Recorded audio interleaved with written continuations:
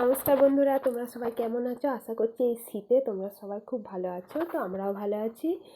তো কালকে রাত্রে বানিয়েছিলাম এই যে কড়াইশুঁটির কচুরি আর আলুর দম। তো আলুর দমের রেসিপিটা শেয়ার করতে পারিনি, আলুর দমটা আমার শ্বশুরমশাই বানিয়েছিলেন। মানে তো যেহেতু বাবা এটা করেছে আর শেয়ার করা হয়নি, তো কচুরির রেসিপিটা একটু শেয়ার করলাম।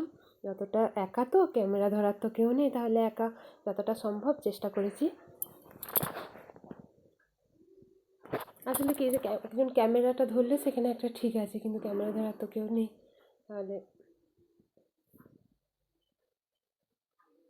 ঠিকঠাক পারি না অতটা, তবু চেষ্টা করলাম।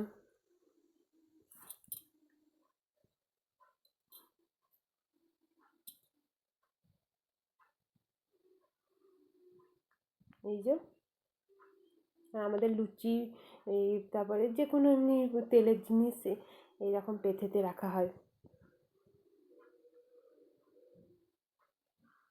আমাদের গ্রামের দিকে তো এই পেথেগুলো তো পাওয়া যায়।